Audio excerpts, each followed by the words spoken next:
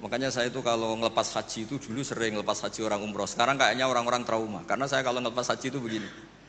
Kalau menurut hadis yang sering dipasang di BRI, di BNI itu al-hajjul mabrur laisa lahu jazaa'un illal jannah. Itu populer sekali hadis itu. Terus ini ngelepas orang haji, saya ngomong gini ngelepas orang haji. Tapi jenengan yang fakir sabar juga surga. Ibu-ibu nyabarin suami yang enggak jelas juga surga. Suami-suami yang nyabarin cerewetnya istri juga surga. Orang ingin haji enggak kesampaian tapi enggak ngomel-ngomel sama Allah juga surga. Kayaknya yang punya rumah itu kayak kecewa gitu. Terus saya bilang enggak tahu saya. Terus saya bilang jenengan angsal kecewa kalian kulo. Yang saya takutkan tuh kalau Allah yang kecewa kata saya itu. Karena saya diundang orang haji terus dalil-dalil haji yang lain ngenes karena enggak bisa haji kata saya itu. Ternyata betul. Tabarakalladzi nazzala al-furqana ala 'abdihi liyakuna lil 'alamin nadhira. Allahumma shalli wa sallim wa barik ala habibika sayyidina Muhammadin wa ala alihi wa sahbihi ajma'in amma ba'du.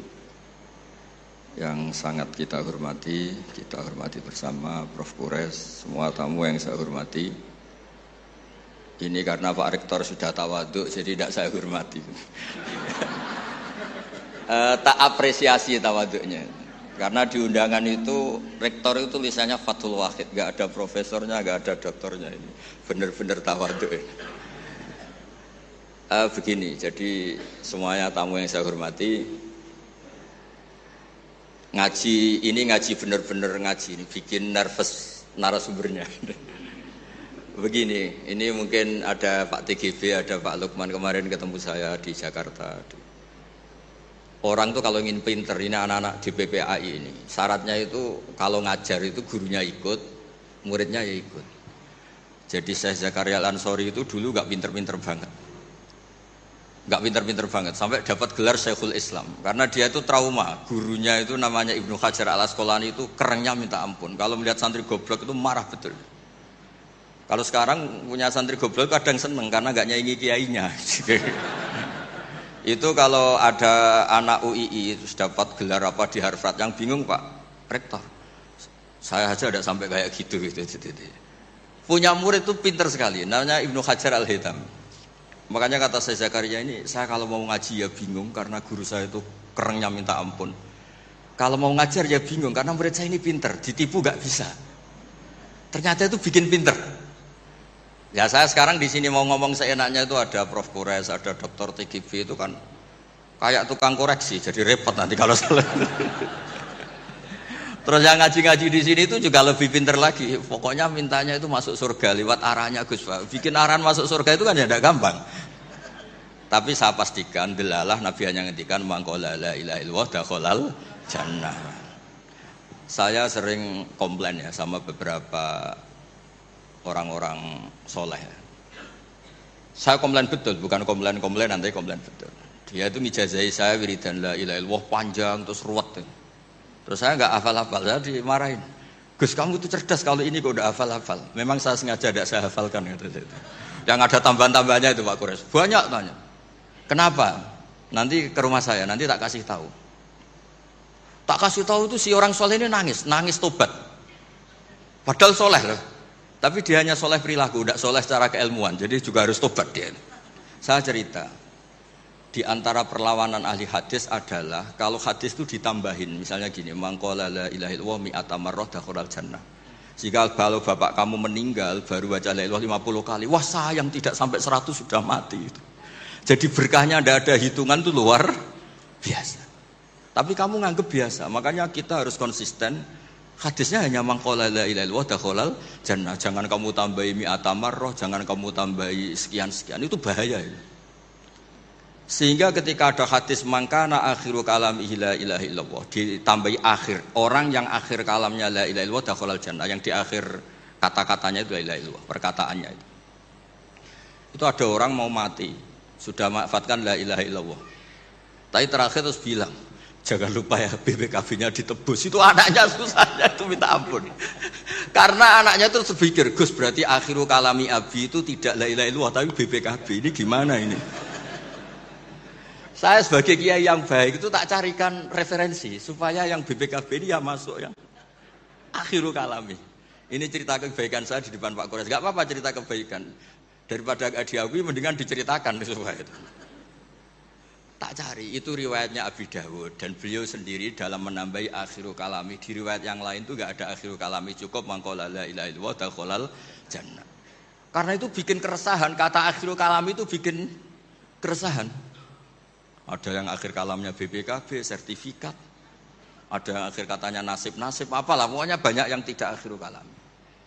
Sehingga keilmuan hadis itu harus dijaga. Makanya kata Imam Muslim, Sahihain itu Bukhari Muslim. Beliau ngendikan lam naros sorihin akdaba fi syai'in akdaba minhum fil hadis. Saya tidak pernah melihat orang soleh berdusta kayak mereka berdusta ketika meriwayatkan hadis. Ini penting saya utarakan supaya orang itu gak gampang terjebak sama riwayat-riwayat gak jelas. Tafsir itu menjadi kacau itu gara-gara riwayat-riwayat yang tidak jelas. Maka ini ada Prof. Kures yang sangat-sangat menekuni tafsir. Jadi penting. Jadi mengkhidmati orang Islam itu dimulai dari cara pandang. Kenapa saya menjadi orang baik? Itu sederhana sebetulnya. Karena mengakui hukum. Saya ini memang kalau diundang jarang mau. Kecuali ada teror-teror tertentu. Karena merasa tua, merasa rektor, apalah yang bisa dipakai neror itu. Ya, terserah. Yang penting bisa hadir. Termasuk TGB. Kemarin itu datang ke rumah saya, tapi saya sudah bilang pasti tidak ikhlas. Ternyata betul loh undang saya. Terserahlah teror itu apa. Saya enggak, ini supaya kalian tahu ilmu itu penting. Ilmu itu penting. Saya termasuk orang yang berkeyakinan. Saya ini hebat kiai-kiai kampung. Saya sering datang ke kiai-kiai. Tapi pas enggak acara, saya ciliki kiai kampung. Saya dengan kamu tuh hebat kamu. Kenapa? Saya ini ngajar tafsir kayak tafsir Munir, tafsir Tobari itu udah fardu ain. Kamu di kampung bikin madin, ngajarin aqaid khamsin itu fardu ain. Ganjarannya orang yang melakukan fardu ain itu lebih keren timbang yang melakukan fardu kifayah. Jadi kamu lebih hebat timbang saya. Dia tawadhu, tapi memang bisa saya gitu enggak, tetap lebih hebat. Ini penting supaya ada penghormatan kita pada kiai-kiai kampung kan yang dilakukan itu selalu fardu ain. Makanya saya tuh pernah suatu saat berpikir kenapa ada hadis orang miskin tuh masuk surga lebih dulu 500 tahun ketimbang orang kaya. Dulu saya janggal. Ternyata kalau orang miskin tuh komunitasnya itu utang beras, jadi urusan nyawa. Jadi sekali menolong temannya itu urusan nyawa karena sesama miskin tuh pinjemnya urusan nyawa, beras. Minta anterin ke rumah sakit pas sekarat. Kalau orang kaya itu nganterin rumah sakit karena mau ke salon, penyakit kulit, kan nggak penting-penting gitu. Sehingga surganya agak lambat karena yang dilakukan selalu tidak penting. Kalau orang miskin yang dilakukan selalu apa? Penting. Tapi masalahnya zaman akhir orang miskin banyak melakukan yang tidak penting itu masalah itu. Itu nggak sesuai rencana Nabi. Inginnya Nabi itu kalau sudah miskin ya selalu apa? Penting. Ternyata banyak orang miskin yang perilakunya tidak penting. Karena saya pernah didatangin ibu-ibu itu miskin itu tanya, Gus doain saya kaya. Suami saya itu nganggur, saya bilang kamu siap kalau suami kamu kaya. Nanti rumahnya gaji bagus, mobilnya bagus. Lama-lama yang dievaluasi Anda, rumah bagus, mobil bagus, kok istrinya begini. Terus dia cerita, udah Gus nggak jadi, miskin nggak apa-apa. Jadi saya ini kan ya aneh-aneh orang itu aneh-aneh. Pertama yang dievaluasi mobil, rumah diganti, lama-lama Anda. Suami kamu punya foto kan gitu, iya Gus kayaknya iya, sudah Gus biarin miskin aja sampai mati itu. Ya alhamdulillah sampai sekarang miskin dan syukur karena berkatnya ilmu itu. Jadi saya mohon yang di forum-forum terhormat kayak ini juga mengapresiasi mungkin beberapa saudara kita di pedalaman Papua, bikin jembatan darurat di pedalaman Sumatera Aceh, bikin apa yang memang mendesak. Sehingga yang namanya fardu ain itu penting sekali. Saya punya riwayat dari kitab Ibnu Hajar al-Asqalani tadi, gurunya saya Zakaria al-Ansori. Ketika nanti di mahsyar dan secara lahir teks hadis, seorang lagi secara lahir teks hadis itu Allah itu nimbalin Rasulullah Muhammad dan Jibril. Berarti tiga, Allah, Jibril sama Rasulullah Muhammad. Terus nabi-nabi datang dan dalam jumlah yang istilahnya itu makom sing yahbitul awwalun wal akhirun. Satu makom yang semua orang itu ingin. Semua orang kena hisab, kena evaluasi, nabi-nabi ini dekat sama Allah. Itu pertama yang dikatakan oleh Nabi matur ke Allah itu, ay Rabbi ibaduka abaduka fi atrofil ardi. Yang menyembah jenengan, yang mengesahkan jenengan tidak hanya kita. Orang-orang di pelosok, di pedalaman semuanya mengesahkan jenengan, semua mentahlilkan jenengan, semua mentasbihkan jenengan. Tidak yang sekedar di forum-forum kayak gini. Terus Allah bilang iya. Nah sekarang itu krisis keilmuan karena agama ini diambil oleh, ya bisa dikatakan hal-hal yang besar, kayak acara-acara yang besar apa. Meskipun ini pas acara besar, justru itu saya fair ngomong ini supaya sama-sama ingat. Jadi yang dikatakan agama itu nuroy yamsi bihi finnas, menjadi nur yang menyinari hati manusia. Bukan tentang ormas besar, masjid besar, kampus besar, itu bagian dari itu. Tapi ini bukan segala-galanya. Sehingga semua orang itu perasaan hubungannya dengan Allah itu privat. Tidak diambil alih oleh ormas besar atau lembaga besar atau komunitas besar. Ini penting supaya orang itu merasa bagian dari hamba Allah. Makanya ada munajat, ada beberapa ibadah yang tidak disunatkan jamaah. Ini kan unik, Islam itu mengharuskan jamaah.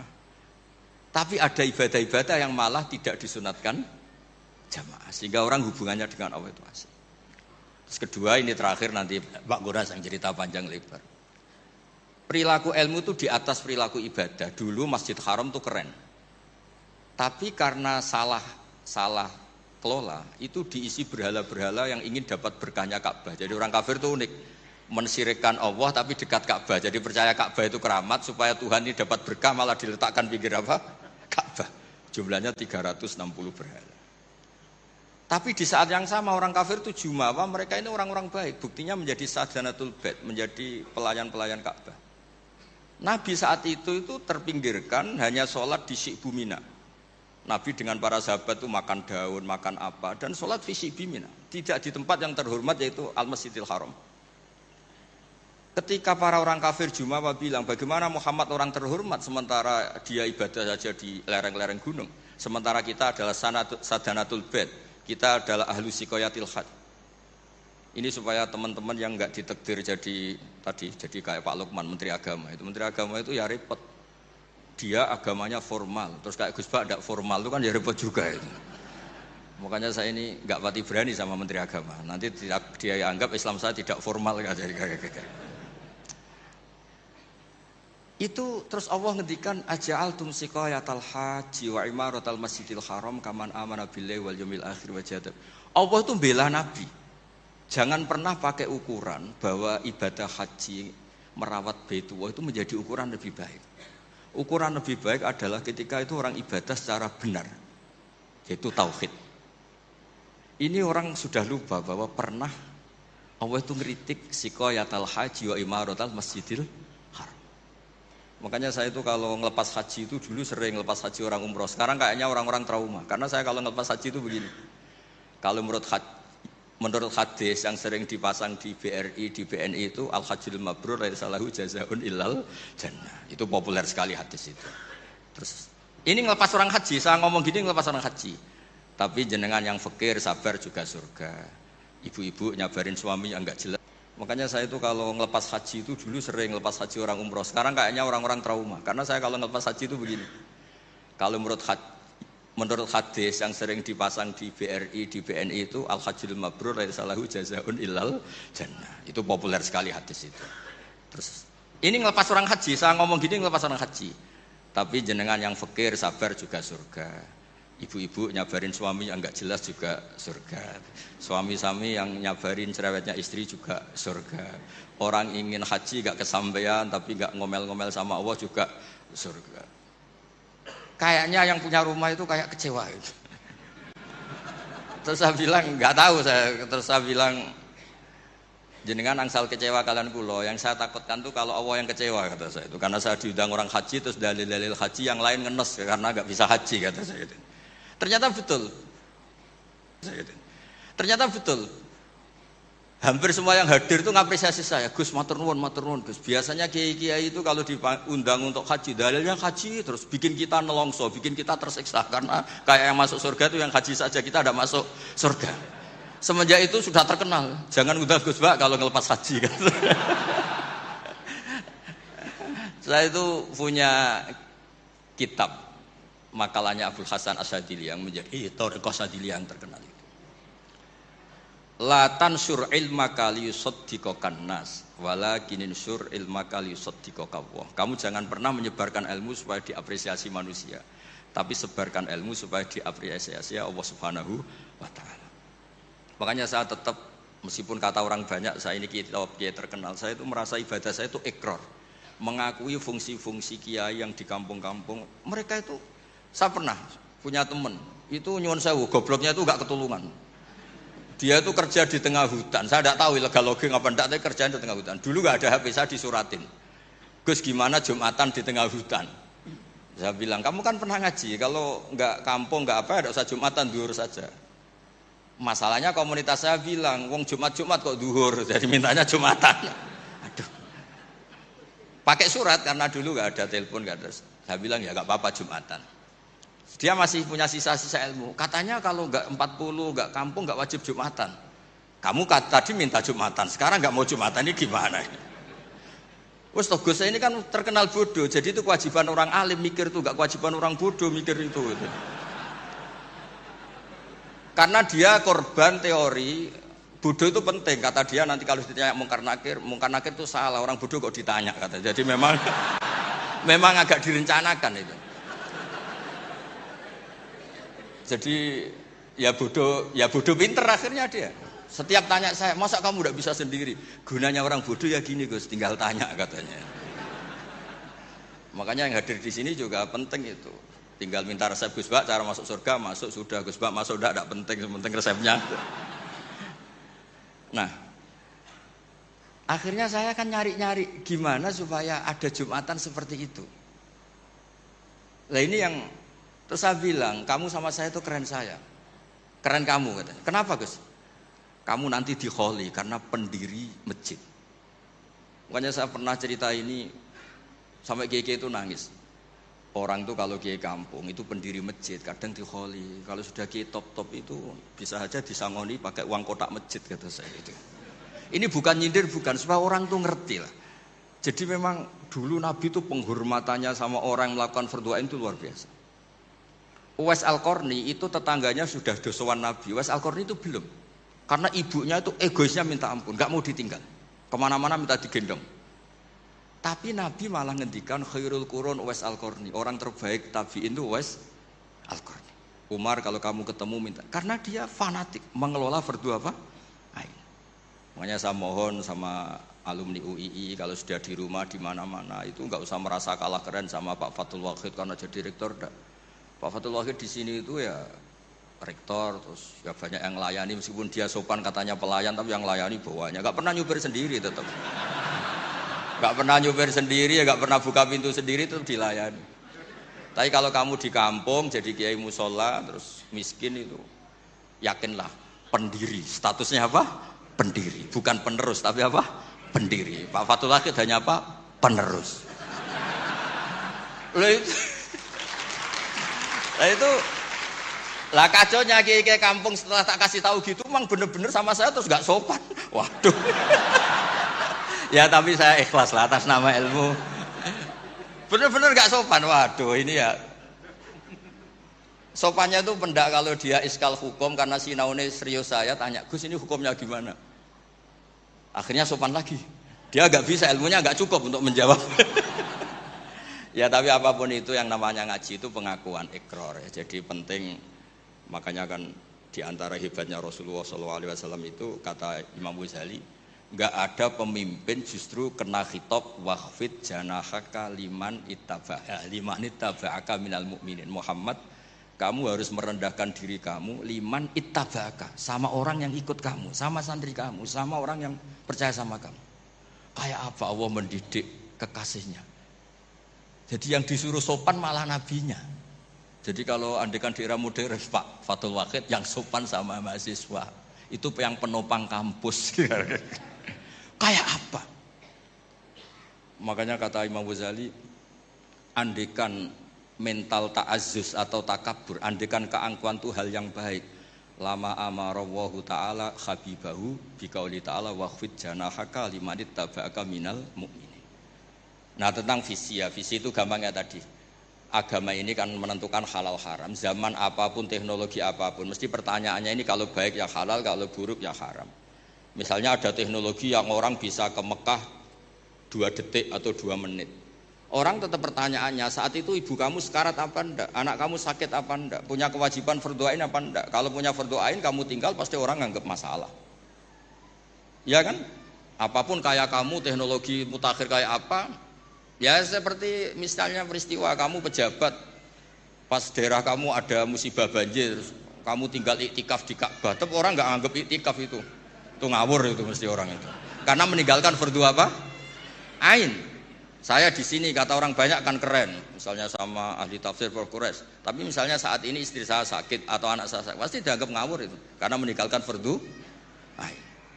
Jadi fardu ain itu menurut saya segala-galanya. Makanya saya sering ngaji di majelis saya itu saya sering cerita, kata Allah dalam hadis qudsi, ma taqarraba ilayya abdi bisyai'in ahabba ilayya mimma aftaradtuhu alaih. Tidak ada ibadah yang paling saya sukai sebagaimana ibadah orang melakukan fardu. Jadi fardu ain ini adalah konstitusi. Berarti orang-orang yang sekarang nyari makan untuk keluarga dan statusnya fardu ain itu lebih keren ketimbang misalnya orang nyari kekayaan untuk rofahiyah, untuk takmilah, untuk penyempurnaan, untuk sekunder. Nah, di sini pentingnya peletaan hadis orang miskin itu masuk surga lebih dulu 500 tahun ketimbang orang kaya. Tapi saya bilang ke santri-santri saya, tapi jangan kamu berpikir kalau Bilal itu surganya lebih dulu ketimbang Abu Bakar. Karena Abu Bakar ini jauh punya kebaikan di luar kebaikan sabar sama miskin, yaitu fungsinya menjadi pondasi Islam, yaitu Abu Bakar. Kalau ingin menjadi orang miskin yang cepat masuk surga tadi, semua perilaku Anda adalah fardu ain. Semua perilaku Anda adalah fardu. Itu kan ya berat. Ya jadi saya mohon masalah teknologi, masalah apa, yakinlah sama Islam, pasti hukum tertingginya itu kalau maslahat ya baik, kalau madarat ya haram. Sehingga kamu nggak usah, misalnya ada orang pakar bom, bisa punya bom yang satu kali ledakan bisa menghancurkan dunia, ya hukumnya itu ifsad. Kalau ifsad itu haram, kalau haram ya ada prestasi, kan gampang, kan nggak perlu ribet-ribet. Ya saya kira demikian sebagai mukaddimah saya, nanti Prof. Quraisy yang meneruskan. Assalamualaikum warahmatullahi wabarakatuh. Waalaikumsalam warahmatullahi wabarakatuh. Terima kasih Gus Bek. Selanjutnya kami mohonkan Prof. Quraisy untuk memberikan tausiahnya. Ya.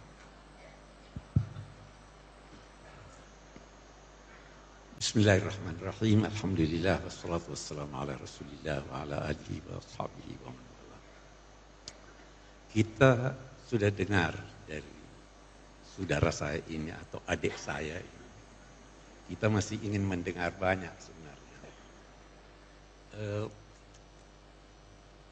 Tema kita, visi Al-Quran menyangkut menjawab tantangan zaman. Sebagian dari tantangan zaman itu tadi sudah dikemukakan. Saya bisa mengambil kesimpulan bahwa tantangan zaman kita antara lain adalah pemahaman agama yang benar. Itu kesimpulannya.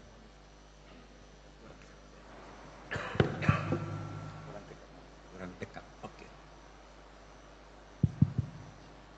Jadi saya ulangi,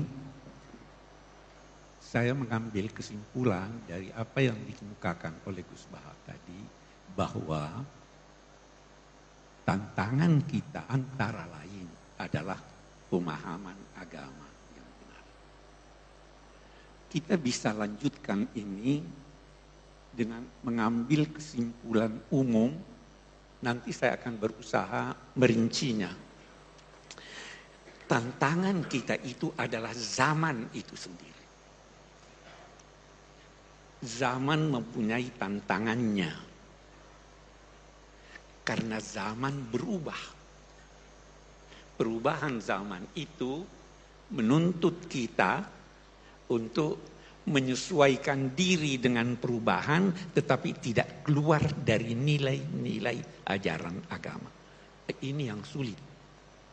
Nah, mari kita lihat, kalau kita kembali ke Al-Quran, mari kita lihat pokoknya apa, nanti kita lihat ujungnya di mana.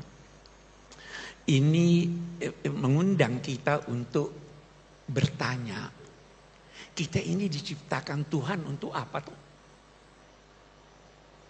Kita dapat jawabannya dari Al-Quran, inni ja'ilun fil ardi khalifah.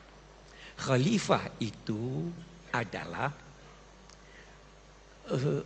petugas,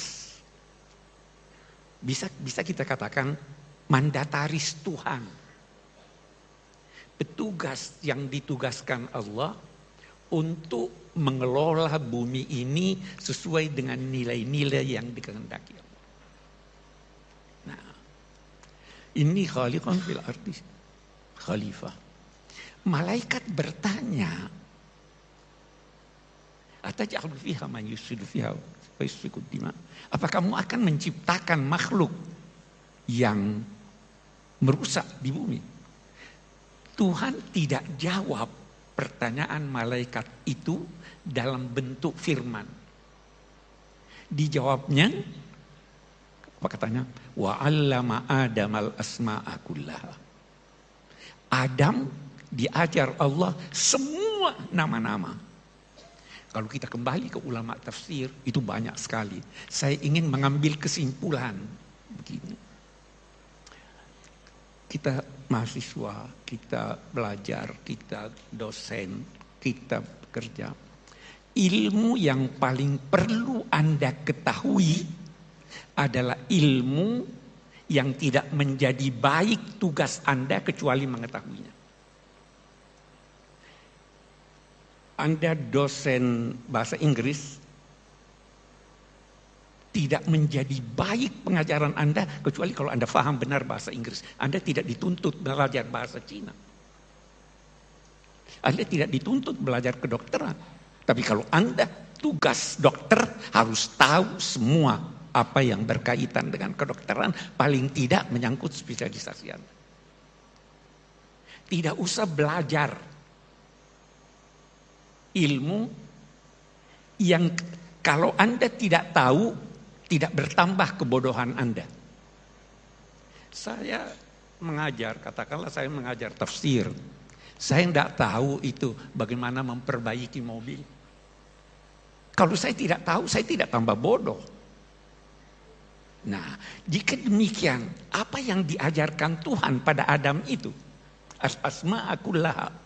Segala sesuatu yang berkaitan dengan kesejahteraan umat manusia di dunia ini dan berkaitan dengan pemeliharaan alam raya ini. Itu yang diajarkan. Ini nanti yang menjadi menurun.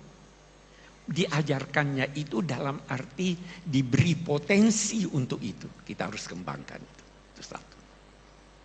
Menarik kalau kita lihat lebih jauh. Itu kan Tuhan berkata, malaikat berkata apa? Kami bertasbih. Kata Syekh Muhammad Rashid Ridha, kalau malaikat ditugaskan di bumi ini, tidak akan terjadi perkembangan. Karena mereka tidak punya inisiatif. Kerjanya cuma zikir, zikir, zikir. Ada yang cuma duduk, duduk, duduk. Memang manusia ini bisa salah, bisa berdosa karena dia punya inisiatif. Kalau Anda tidak punya inisiatif, kalau Anda takut salah, tidak. Jangan khawatir salah. Nanti Adam kan disuruh masuk ke sorga. Dosa enggak? Dosa dia. Tapi sebelum dia minta maaf, Tuhan sudah maafkan dia. Fatalaqa Adamu min rabbih kalimat fataba alaihi. Allah mengilhami dia kalimat-kalimat, lalu Allah kembali kepadanya. Jadi Allah lebih dulu kembali, tidak usah khawatir salah. Hanya diingatkan, kenapa sih Adam itu tergoda di sana? Allah sudah beritahu Adam, jangan sampai kamu tergoda oleh iblis. Menarik, ini lagi kita lihat. Waktu Tuhan berfirman pada Adam, la yukhrijannakuma minal jannati fatashqa. Jangan sampai setan ini, iblis ini menjadikan kamu keluar dari sorga sehingga engkau, wahai Adam, akan bersusah payah. Dia tidak berkata kamu berdua. Kenapa itu? Fatashqa, dia kata fatashqa ya.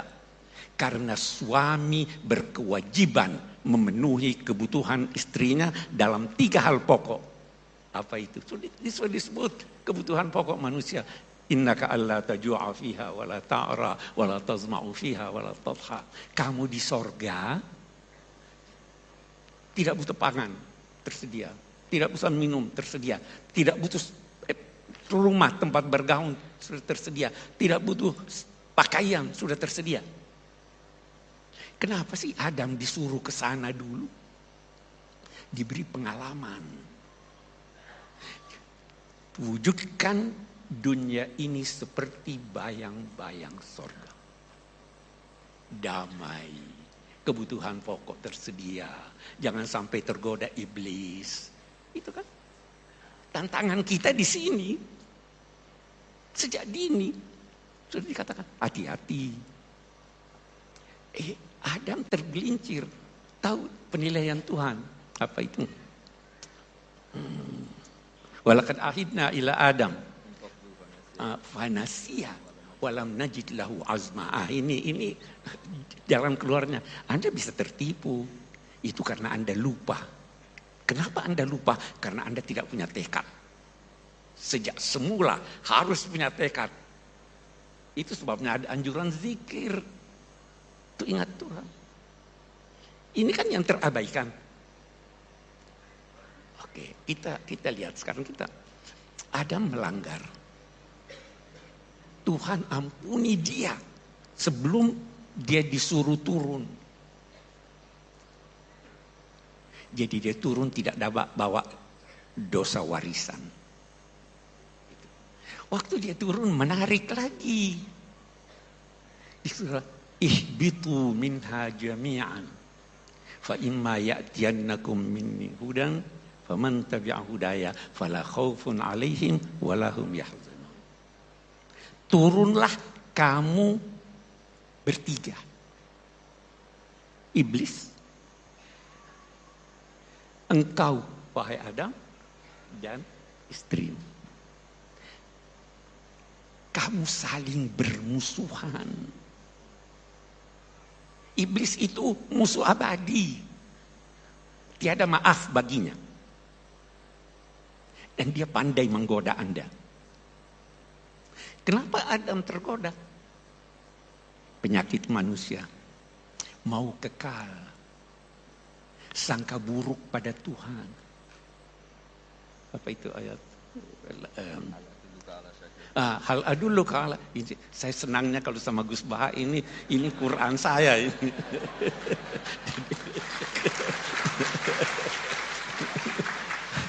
Hal adullu kala syajaratil khuldi wa mulkin la yabla. Mana hakuma rabbukuma antilkum asyajara illa an takuna malakai. Takuna minal khalidin. Itu setan menanamkan buruk sangka pada Tuhan. Itu kamu dilarang dekat itu karena Tuhan tidak mau kamu jadi malaikat. Karena Tuhan tidak mau kamu kekal. Jangan pernah buruk sangka pada Tuhan.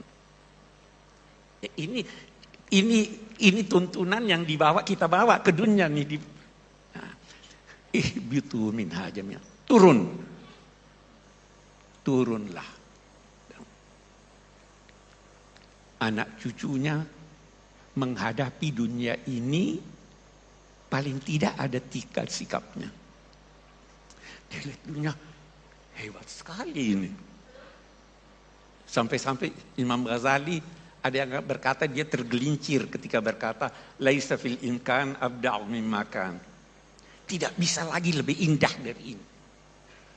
Maksudnya Imam Ghazali tentu bukan mengurangi kuasa Tuhan, tapi saya tidak akan terangkan itu. Indah sekali.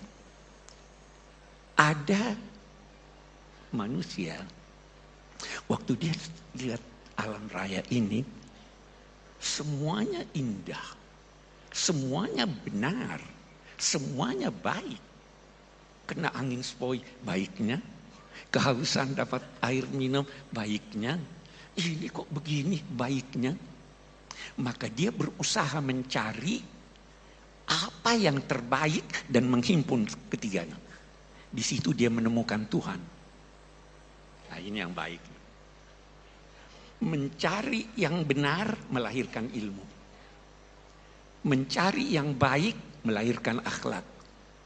Mencari yang baik, yang indah melahirkan seni. Tuhan mau kita itu jadi seniman, ilmuwan, dan kebudiman. Satu. Ada yang satu lagi nih, satu kelompok. Lihat indahnya. Alam raya ini dijadikan Tuhan ayat tanda. Saya beri ilustrasi. Saya mau ke Solo, di jalan ada penunjuk jalan. Penunjuk jalannya satu orang berdiri, ada berlian di tangannya, wajahnya bagus. Saya, waduh indahnya. Saya berlama-lama di sini, saya lupa ke Solo. Ada orang begitu terpengaruh dengan keindahan dunia dan sebagainya, dia lupa bahwa itu sebenarnya petunjuk jalan. Nah, ada yang begitu. Ada lagi yang berusaha menghimpun semuanya ini. Tapi dalam soal yang sama dia takut. Dia himpun, begitu hilang dia sedih. Begitu dia mau tidak dapat dia takut. Nah, ini yang banyak sekarang. Mau himpun sebanyak mungkin dan takut bahkan menyesal. Nah, karena itu yang terbanyak Allah di dalam surat itu, imma ya'tiyannakum minni hudan faman tabi'a hudaya, tidak akan takut, tidak akan sedih. Anda tidak mungkin takut, Anda kehilangan, tidak sedih. Anda tidak dapat, tidak sedih. Anda dapat yang banyak, tidak angkuh. Itu tuntunannya. Sejak awal nih. Problema kita di sini nih. Oke, bagus. Masih ada waktu. Oke, kita lanjutkan. Turunlah di bumi. Sebenarnya bumi ini sangat indah. Bukan cuma indah, kait berkait. Kita baca surat Ar-Rahman. Ar-Rahman 'allamal Qur'an, khalaqal insan 'allamahul bayan. Baru lihat.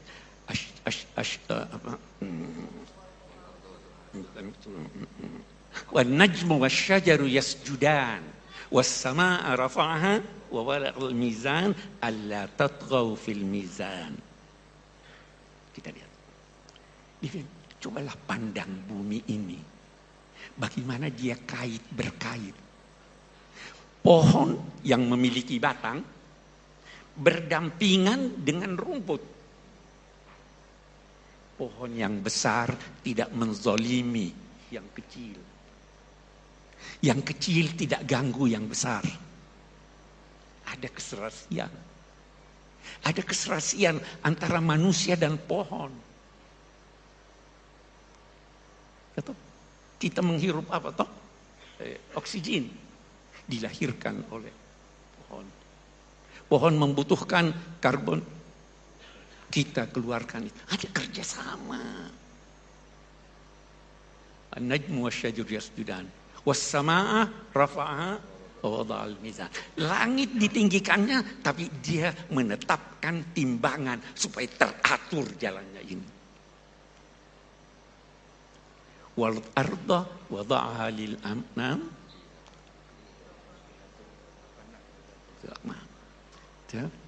Untuk apa ya Allah itu semuanya? Alla tatghaw fil mizan. Jangan kalian melakukan sesuatu yang tidak benar menyangkut timbangan itu. Ini kenapa terjadi bencana? Boleh jadi yang di Aceh, di Sumatera itu karena ulah kita. Al-Quran sudah menyatakan. Saya tidak mau menuduh. Tapi boleh jadi. Karena tokoh fil mizan. Nah, karena itu wala tatghaw fil mizan. Ya, Al-Quran sudah menyatakan wa allau istaqamu ala tariqati la aqnainahum ma'an khar. Kalau berjalan di sini, kenapa kita sakit? Karena tidak seimbang kita. Kenapa tantangan datang? Tidak seimbang antara kalbu kita dengan akal kita. Semua mau diakalkan. Itu zaharal fasadu fil barri wal bahr bima kasabat aydin nas. Sejak semula. Jadi atur keseimbangan. Obatnya keseimbangan. Seimbang dunia akhirat, seimbang ilmu dan iman, seimbang suami dan istri, seimbang dong. Jangan injak-injak istri. Jangan. Nah, ini tuntunannya. Ada keseimbangan itu. Nah, kita banyak problem. Nah, kita maju lagi, lihat bagaimana Al-Quran. Terjadi perubahan. Tidak semua manusia mengetahui segala sesuatu. Ada yang dia butuhkan tapi dia tidak tahu. Ada yang dia butuhkan tapi dia tahu, bisa mengolahnya. Nah, apa yang dibutuhkan manusia dari hidayat Tuhan yang dia tidak tahu, itu diimani. Iman itu beda dengan ilmu. Iman itu kerjanya hati. Ilmu itu kerjanya akal. Dua-dua kita miliki. Hati tidak bisa menciptakan cinta. Yang menciptakan cinta itu, akal tidak bisa menciptakan cinta. Yang menciptakan itu serasikan. Ada yang perlu Anda imani, walaupun Anda tidak faham, selama itu tidak bertentangan dengan akal. Nah, petunjuknya yang datang, itu begitu. Datanglah sorga, diceritakan, neraka. Kita tidak tahu. Anda kira sorga yang diceritakan Tuhan di Quran begitu? Bukan. Hanya kita tidak tahu. Jadi Tuhan beginilah. Itu kata Imam Ghazali. Semua sudah dewasa di sini ya. Saya mau beri contoh. Ada seorang anak bertanya, apa nikmatnya hubungan seks? Bisa dijawab? Ada dua. Salah satu dari dua Anda bisa jawab. Yang pertama, nanti aja kalau kamu kawin kamu tahu. Mau tahu surga? Nanti kalau kawin sana kamu tahu. Tidak bisa dipandangi oleh akal. Yang kedua apa? Tanya dia, apa yang paling kamu senangi? Dia jawablah, oh es krim. Surga lebih hebat dari es krim. Kita bayangkan surga itu apa? Yang paling hebat, istana, perempuan cantik, laki-laki gagah, ada makanan, anak ini. Itu masalul jannah, perumpamaannya, bukan begitu. Makanan yang diberikan, buah-buahan yang diberikan, hadzal ladzi utina min qabl wa utubihi mutasyabiha. Karena tidak bisa difahami oleh akal, tidak bisa terjangkau oleh akal. Hal-hal yang tidak terjangkau oleh akal, dia tidak terangkan. Salah satu di antaranya, kata sementara ulama, yas'alunaka 'anir ruh. Qulir ruhu min amri rabbi. Ini hidayat Tuhan. Tetapi ada yang bisa terjangkau oleh akal. Kalau bisa terjangkau oleh akal, tetapi mengalami perubahan, tuntunannya lain. Tuntunannya singkat. Pemerintahan, tuntunannya singkat. Syura, persamaan antar manusia, keadilan. Perdagangan, hanya sekian ayat. Karena itu terjangkau oleh akal. Semua problema kita, termasuk problema yang sekarang ini orang ribut itu, saya sering namai KB. KB itu kecerdasan buatan. Hah? AI. Oke. Problema itu, problema kita, tantangan kita. Tantangan buat anak-anak kita tuh yang main HP. Itu luar biasa besarnya tantangannya. Tantangan kita ini kecerdasan buatan dan sebagainya. Kenapa itu terjadi? Karena kita pisahkan antara kalbu dengan akal. Kita pisahkan. Allah menginginkan kita menggabung keduanya. Di sini ada tempatnya, di situ ada tempatnya. Iman ada tempatnya, akal ada tempatnya. Iman itu kerja hati, ilmu kerja otak. Iman atau ilmu menyesuaikan Anda dengan lingkungan Anda. Iman menyesuaikan Anda dengan jati diri Anda. Iman revolusi internal. Ilmu revolusi eksternal. Iman menunjukkan arah yang Anda tuju. Ilmu mempercepat Anda sampai ke arah. Berbeda. Ini ilmu mempercepat kita sampai tujuan, tapi tujuannya salah. Karena tidak ada iman. Itu sebabnya Nabi berdoa, mengajarkan doa, Allahumma inni a'udzubika min ilmin la yanfa. Ilmu, tapi tidak bermanfaat. Ini tantangan besar kita sekarang. Tantangan besar kita dalam konteks memahami agama ini. Memahami agama, ada cara-caranya. Bukan setiap orang mau saya begini, buka apa namanya, buka internet, buka ini hukumnya begini. Enggak begitu dong. Semua, saya kembali berkata, semua problem, tantangan yang kita hadapi karena kita tidak seimbang dalam hidup kita. Kita tidak menggabungkan antara ilmu dan iman. Kita tidak menggabungkan antara tuntunan wahyu yang tidak berubah dan tuntunan wahyu yang dapat mengalami perkembangan dalam penafsirannya. Kita masih mau pendapat lama. Itu sudah berubah sama. Dulu perempuan tidak boleh jalan sendiri. Ya. Sekarang fatwanya sudah boleh. Anak-anak saya berangkat ke Amerika sendiri, perempuan lagi. Kalau masih mau pakai yang lama. Ada perkembangan. Ini banyak sekali tantangan, ya, kemiskinan, ketidakamanan, penjajahan, kebodohan, terlalu banyak tantangannya. Jalan keluarnya kembali kepada tuntunan Allah dan Rasulnya. Wassalamualaikum warahmatullahi wabarakatuh.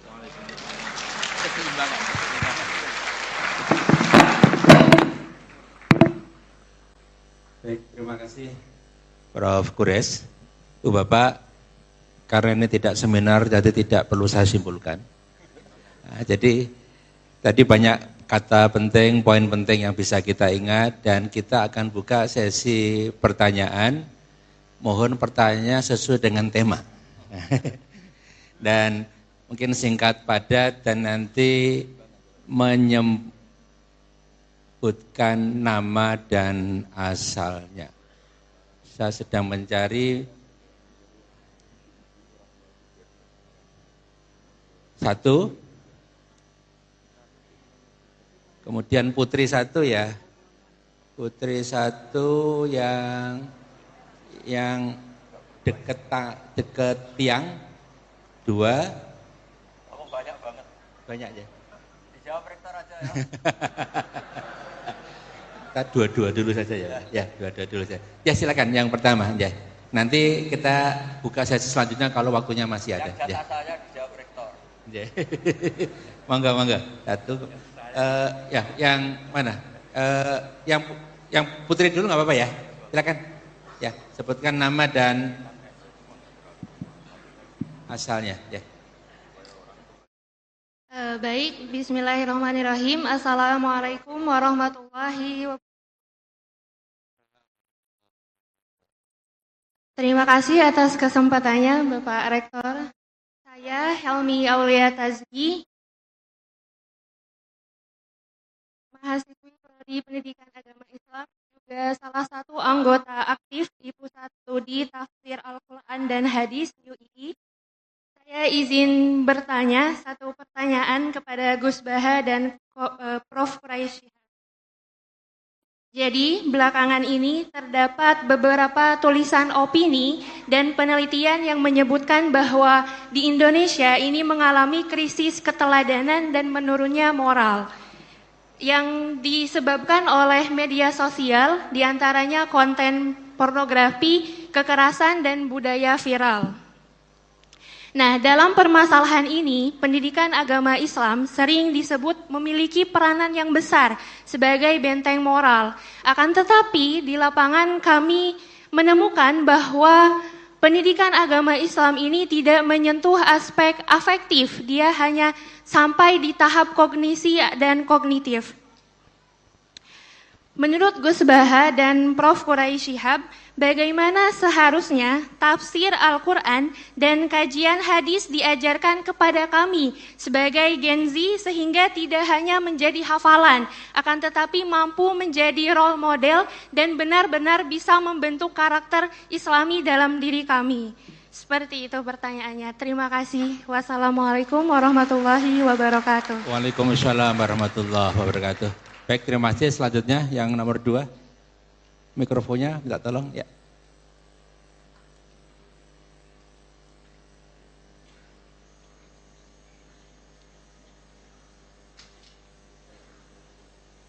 Cek. Ya, bismillahirrahmanirrahim. Assalamualaikum warahmatullahi wabarakatuh. Waalaikumsalam warahmatullahi wabarakatuh. Ya, perkenalkan saya Vini Pratama, pengajar di Teknik Mesin Universitas Islam Indonesia. Jadi berkaitan dengan hati dan akal, Ustaz. Jadi kan kalau di teknik mesin itu sepertinya yang kami pelajari itu tidak berkaitan dengan hati ya. Karena yang kami pelajari tentang mesin gitu kan. Nah, sehingga yang saya tanyakan itu, kalau kita lihat di Al-Quran itu kan hati itu diterjemahkan sebagai qalb kan, qalb. Cuma yang saya tanyakan, qulubu yaqilun kan, hati itu hati yang berakal ya, atau hati tapi sedang berakal gitu kan. Nah, saya jadi bingung bagaimana kita memahaminya ya. Jadi hati itu ternyata menggunakan akal ya. Mungkin itu pertanyaannya, seperti apa kita bisa memahaminya ya. Wabillahi taufiq wal hidayah. Assalamualaikum warahmatullahi wabarakatuh. Waalaikumsalam warahmatullahi wabarakatuh. Baik, ada 2 pertanyaan Prof. Quraisy dan Gus Baha. Yang pertama terkait dengan bagaimana mengajarkan Al-Quran dan hadis kepada Gen Z, anak muda, supaya supaya moralnya, akhlaknya ini tertata. Kemudian yang kedua terkait dengan qalb. Tapi kenapa kok afala yaqilun, kira-kira gitu ya. Monggo. Baik, dipersilakan.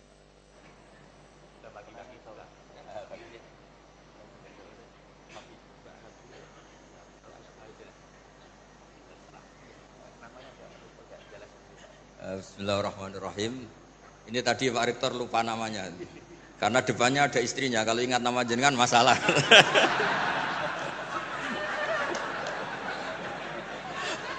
Benar-benar sangat Indonesia, suami-suami takut istri. Lo kemarin-kemarin inget loh ya, saksinya banyak. Acara kemarin inget ya? Inget ya? Sekarang alhamdulillah lupa.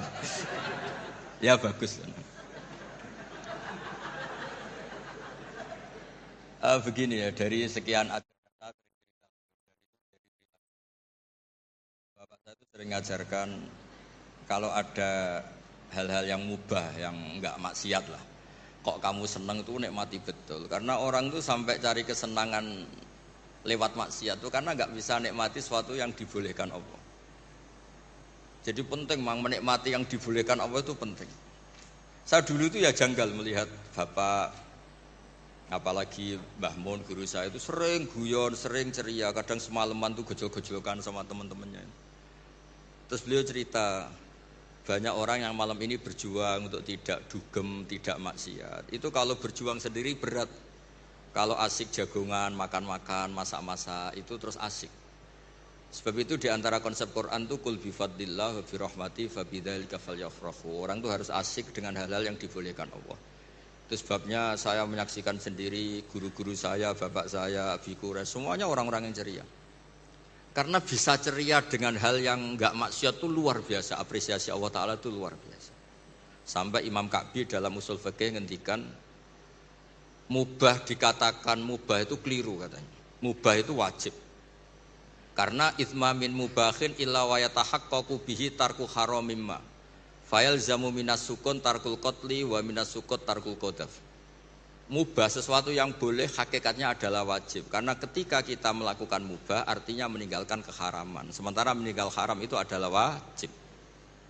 Jadi mbak ini bisa nikmati cengkrama sama teman-teman, pak-pak, terus beberapa mas-mas mahasiswa itu gak perlu nikmat nunggu lihat pornografi, lihat maksiat, sehingga Anda tidak berkebutuhan pada hal yang dibenci Allah. Itu luar biasa. Itu hebatnya Nabi ngendikan wa qurratu aini fi sholat. Saya kalau sudah sholat tuh nyaman, asik.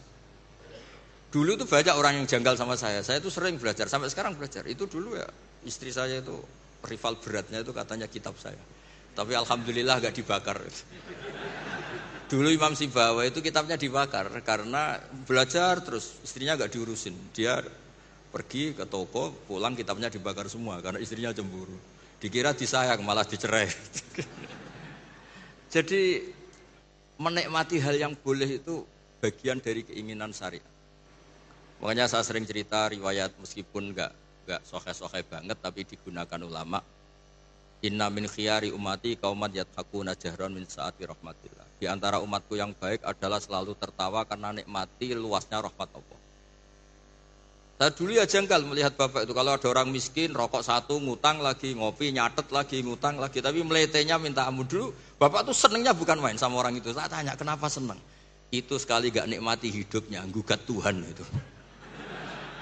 Iri sama Pak Rektor, sama Menteri, repot itu. Biar dia bangga dengan dirinya sendiri. Semoga itu cara dia tetap mengakui Tuhan sebagai Tuhan. Karena orang-orang miskin kalau digugat itu wah ngeri itu.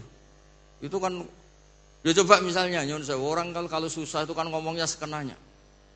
Wah enak kiai itu gini dapat uang, dapat penghormatan, saya dapat apa?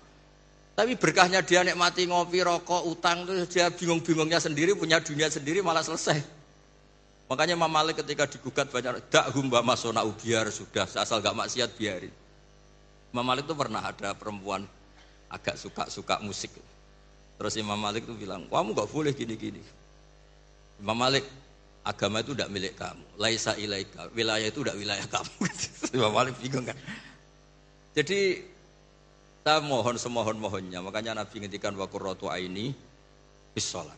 Supaya kenikmatan yang boleh itu benar-benar mencukupkan kita untuk tidak berkebutuhan maksiat. Tentu kita tetap manusia, makhluk khata' wa nisyan. Makanya ulama-ulama dulu itu kalau naik gunung atau sendiri ngendikan gini, ainal muluk fi yadillah. Enaknya apa jadi raja dibanding kenikmatan saya yang sekarang munajat sama Allah.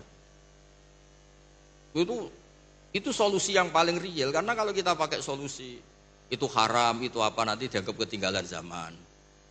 Pokoknya repot lah. Makanya itu hebatnya Allah Ta'ala ketika ngendikan tentang makanan kulu washrobu, ketika cerita buah-buahan mata allakum wali an'amikum, kamu nikmati. Supaya diharapkan dari menikmati yang boleh itu kemudian kita tidak berkebutuhan mendapat nikmat lewat apa? Maksiat. Ya saya kira demikian.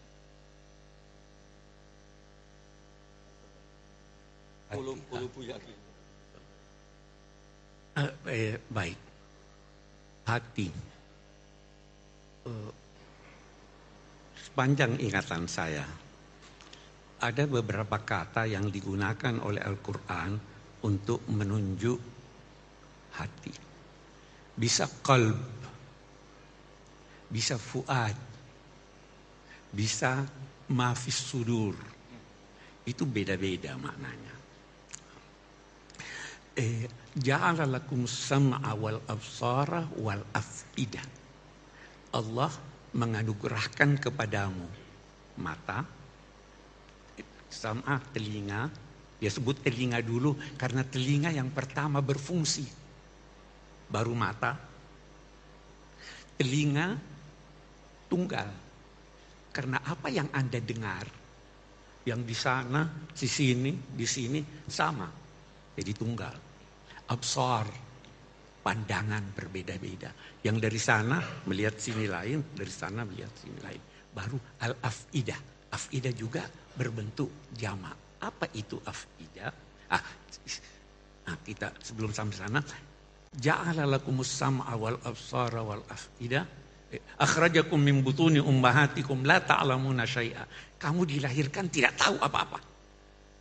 Maka dia berikan kamu telinga supaya tahu, diberikan kamu mata supaya tahu, dan diberikan kamu hati. Nah, ini yang berfungsi mengetahui.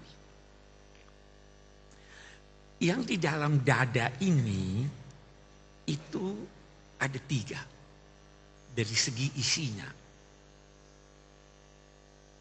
Saya mengetahui 2 di antaranya. Yang 1 saya sudah lupa. Walaupun tadinya saya tahu. Saya beri contoh.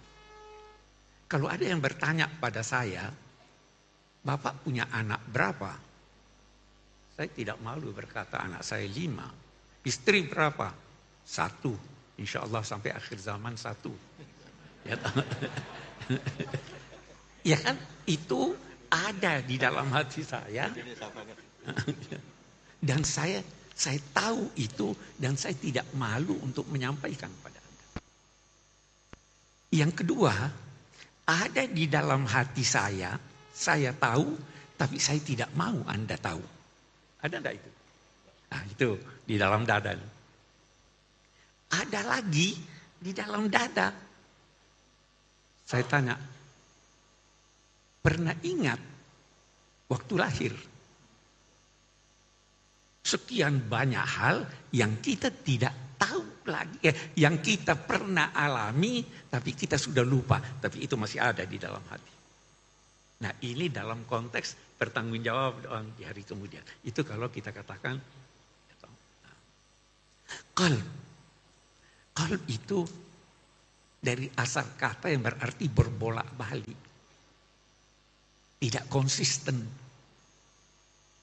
Bisa begini, bisa begitu, tergantung dari kondisi dan pengalaman pendidikan dan sebagainya. Saya mau tanya, hati nurani itu pasti benar atau tidak? Banyak orang bilang, oh itu sesuai hati nurani. Hati nurani itu dibentuk oleh pendidikan, dibentuk oleh pengalaman.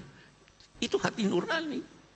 Hati nurani kapitalis tidak lebih bersih atau lebih kotor dari hati nurani ini. Ya toh?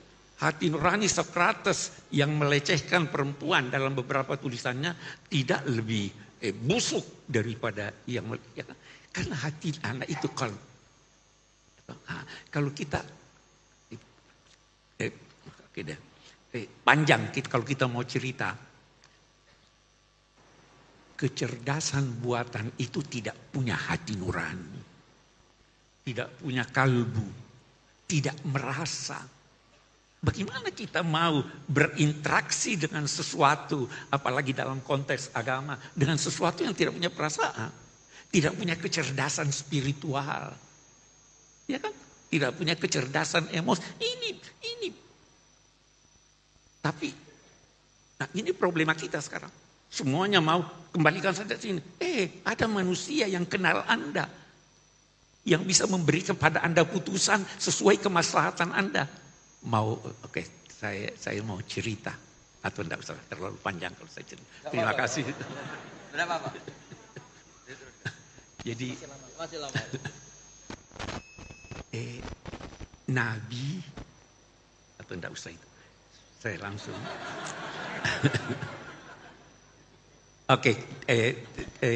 Saya harap bisa dipahami maksud saya. Ada seorang penguasa di bulan Ramadan di siang hari campur dengan istrinya. Oke? Dia datang pada Pak Kiai. Pak Kiai, saya begini, apa jalan keluarnya? Pak Kiai bilang, kamu harus puasa 2 bulan berturut-turut.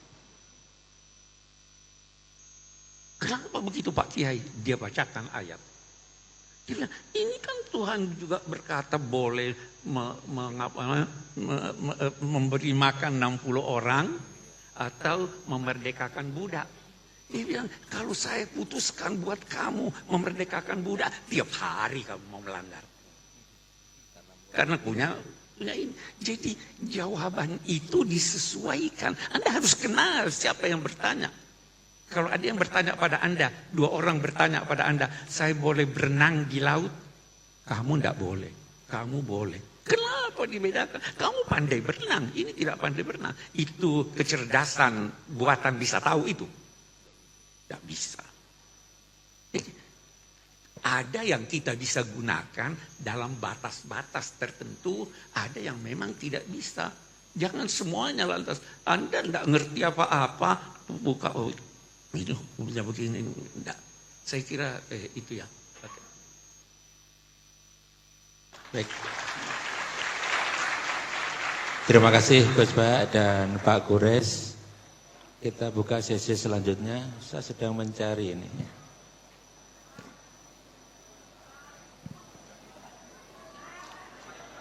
Yang satu yang paling ujung sana, ya. Saya sedang mencari sayap kiri saya. Ya. Oh yang depan ya, yang depan wangi batik ya. Dua dulu ya, dua dulu. Dimulai dari situ dulu ya, silakan. Ya.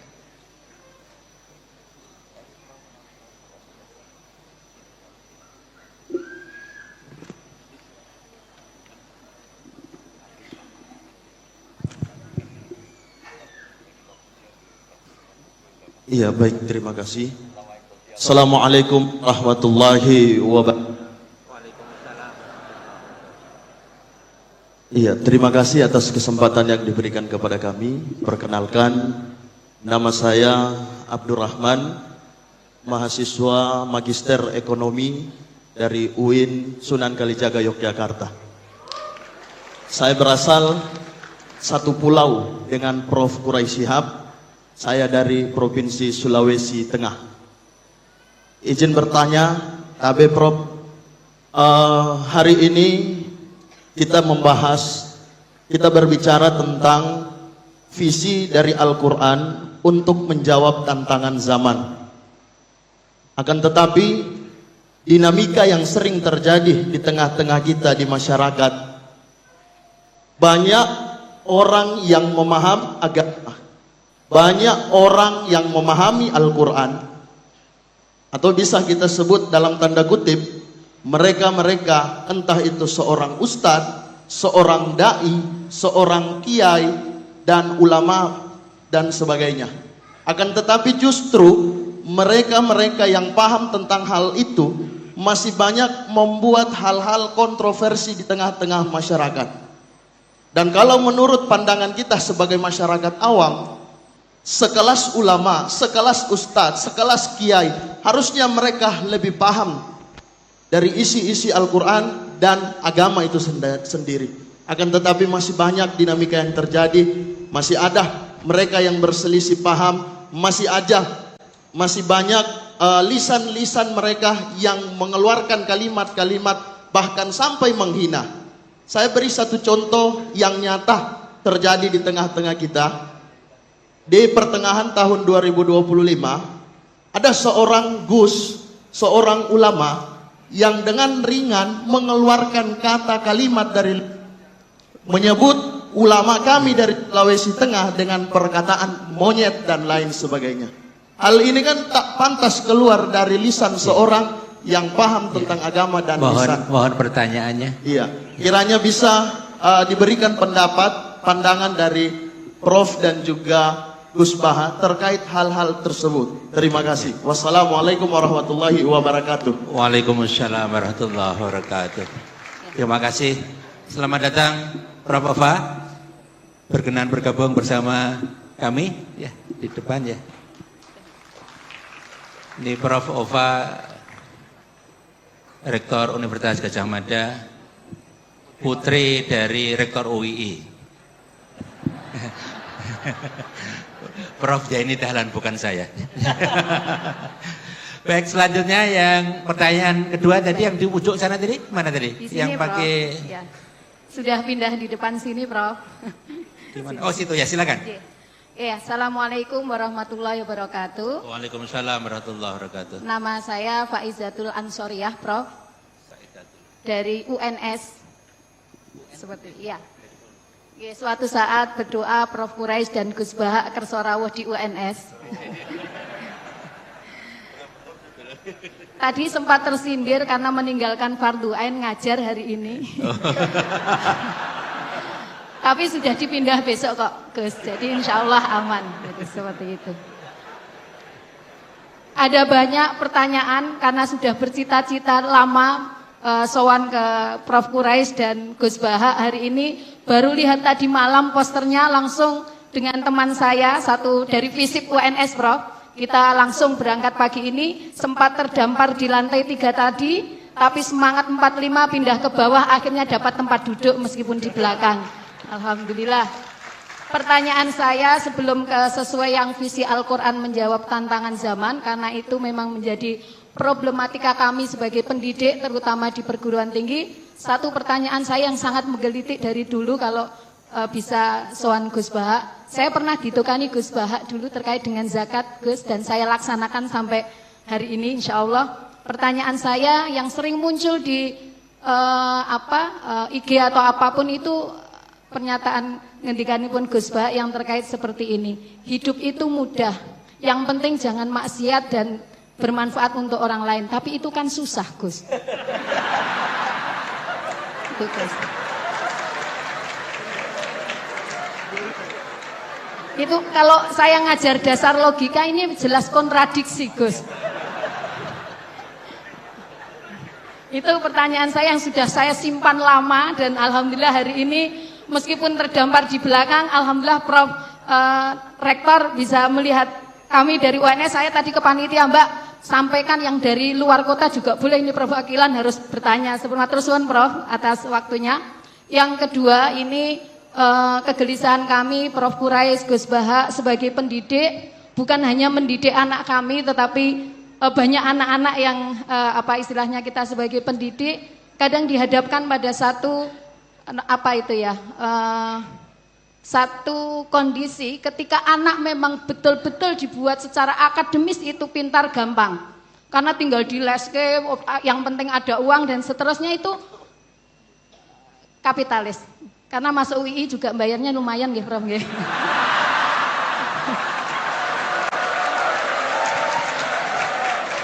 Jadi pertanyaan saya secara ringkas seperti ini. Kadang dilema kami sebagai pendidik ditanyai orang tua ataupun di masyarakat, ketika anak-anak betul-betul dididik secara akademis, kadang waktunya habis, tidak ada lagi waktu untuk sosial, apalagi untuk berkenal dengan tetangga, apalagi mengetahui beban orang lain.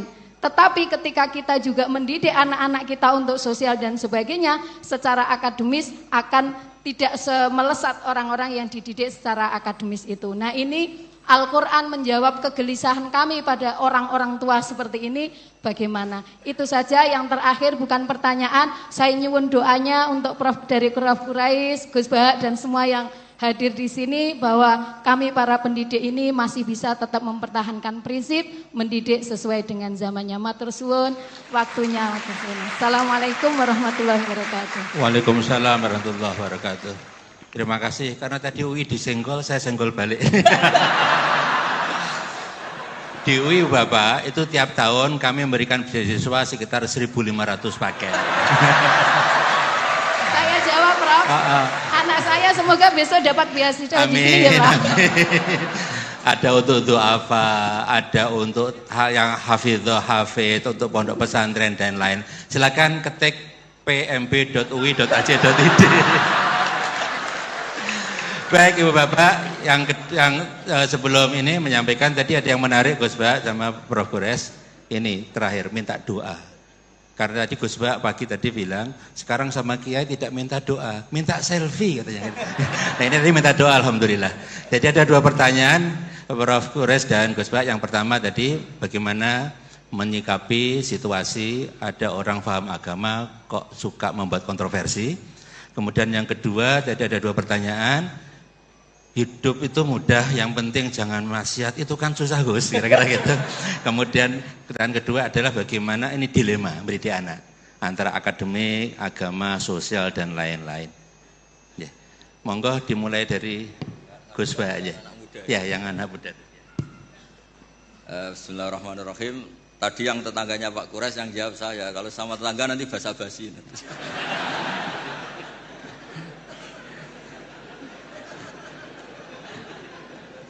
Nggak enak, mau tegas. Ada ustadz yang bilang apa tadi kamu?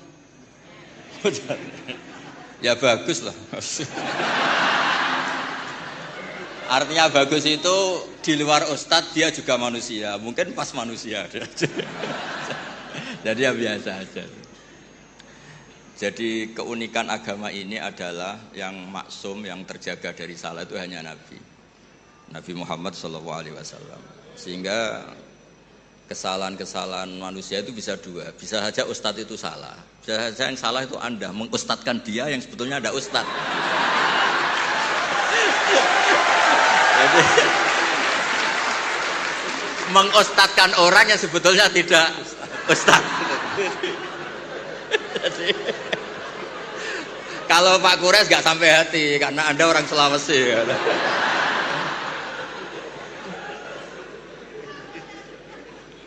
Ya, ini yang dari UMS ya?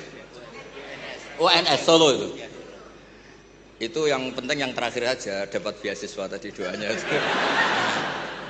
Begini ya, saya memang sering kalau boleh dibahasakan dalam fikih itu fatwa. Gak penting taat banget sepenting tidak maksiat. Itu tuh mudah penting tidak maksiat. Sesuatu itu bisa sangat akademik, sangat keilmuan. Misalnya kita bilang racun itu membunuh. Itu yang mengatakan itu sudah memenuhi kewajibannya mengingatkan kalau racun itu membunuh. Ketika ada orang yang tetap minum racun itu bukan kesalahan yang mengingatkan, kesalahan yang tetap minum racun. Dan kenapa menjadi mudah? Karena untuk memenuhi kebutuhan haus itu gak perlu racun sehingga mudah. Maksiat juga sama, saya sering bilang, bapak saya itu nasihat paling sering itu kalau ada hiburan mubah, hiburan yang dibolehkan Allah kok kamu seneng tuh nikmati. Makanya itu sirinya, kiai-kiai itu suka gojlok-gojlokan, suka guyon, suka ngomong yang gak penting. Itu sebetulnya perlawanan dirinya mungkin ya tetap namanya manusia ingin maksiat. Tapi ternyata untuk ceria, untuk senang itu tidak sampai seperti itu. Pernah ada kiai itu gak pernah tahajud, gak pernah witir, tapi tiap malam tuh guyon. Suatu saat ada yang tanya, kenapa engkau kiai sering guyon? Dia bilang, saya ini termasuk jenis yang agak-agak hiper gitu. Jadi untuk melupakan itu harus guyon terus itu. Jadi yang penting itu gak maksiat, itu memang penting. Nah nanti kalau makom itu dinaikkan lagi, wa qurratu aini fi sholat, memang hiburannya itu sholat. Makanya Nabi itu, Aisyah itu cantik, Sayyidah Aisyah itu cantik, dan kalau tidur itu sengaja ditelentang di depan Nabi. Perlu dicatat Aisyah itu perawan dan cantik. Itu Nabi tetap sholat. Kenangannya Sayyidah Aisyah, kalau sujud kaki saya tak tekuk, tapi kalau beliau berdiri tak solderkan lagi, tetap saja sholat. Malah beliau pamit, dari ini ata'abbadu li rabbi, saya pamit ya maklumi, saya ini baru asik dengan Allah. Ini pasti hadirin gak terima semua, wah itu gak bisa Gus, berat itu. Kalau menurut saya Anda lebih bisa, karena istri kamu pasti gak mau. Jadi gak mau. Itu pernah ada hadis, ini betul, ini hadis sahih. Suatu saat Nabi itu sudah sholat di majelis, sudah mau takbir, ingat belum mandi junub. Ini kan kulil haqqo ya. Terus Nabi pulang terus mandi junub, terus bilang saya lupa nggak mandi junub, makanya saya pulang mandi junub terus sholat. Ada yang tanya, Gus, masa Nabi gitu? Ya kan ngumpuli istri itu kan halal, kenapa ada janggal? Masalahnya Gus, kita Kiai Indonesia tidak akan ngalami itu. Karena maunya itu jarang.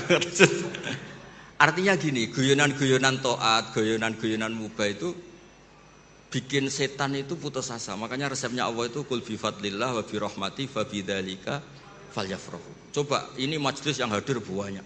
Padahal di sini enggak ada orang buka aurat, enggak ada yang jorok-jorok.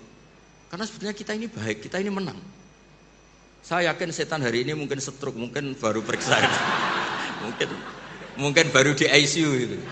Karena ya tadi kok bisa kebaikan. Jadi Anda kalau ingin melihat di Quran itu ada ayat inna kaida syaitani kana dhaifa. Setan itu sebenarnya lemah. Kalau setan sukses berarti gak ada orang ngaji, gak ada orang sujud, gak ada orang bersedekah, gak ada orang puasa. Ternyata tambah hari tambah banyak. Bahkan lembaga keislaman itu diuniversitaskan jadi Universitas Islam Indonesia itu tadi.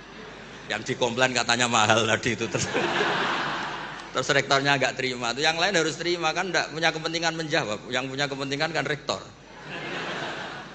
Jadi nggak terima kalau solehnya nggak diungkapkan tadi. Berapa yang beasiswa?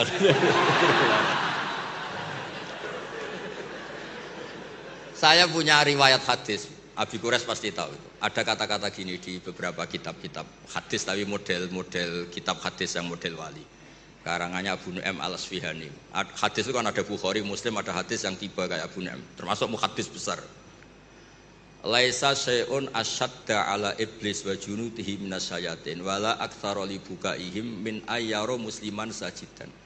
Tidak ada sesuatu yang bikin iblis itu nangis, bikin iblis itu susah dibanding atau daripada melihat orang-orang Islam itu bersujud. Jadi sebetulnya kekalahan iblis itu berkali-kali. Orang masih ingin memahami Quran, termasuk yang dari Sulawesi tadi, orang ingin masih punya kiai yang baik, tidak misoh-misoh. Ya harus dimulai dari memilih kiai yang baik. Kita ini kan wong salah pilih kok marah-marah sendiri, ini gimana? Ini kan repot itu. Makanya kalau istri Anda sering marah-marah itu yang salah istrinya apa pilihan Anda coba?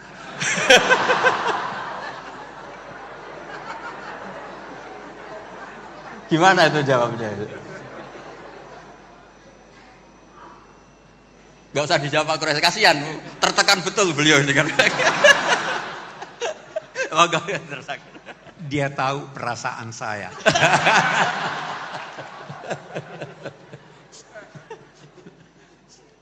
Sudah terjawab semuanya, apa lagi yang mau dijawab? Oke, saya berbicara secara umum.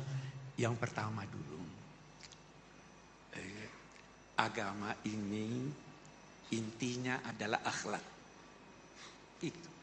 Nabi diutus untuk menyempurnakan akhlak. Akhlak terhadap Tuhan, akhlak terhadap manusia, akhlak terhadap binatang, akhlak terhadap air. Saya tidak buka ini. Saya berdua dengan Gus Baha. Karena kalau sudah terbuka akan dibuang. Kita harus punya akhlak terhadap air. Ya kan? Nah, jadi inti agama ini akhlak. Yang kedua,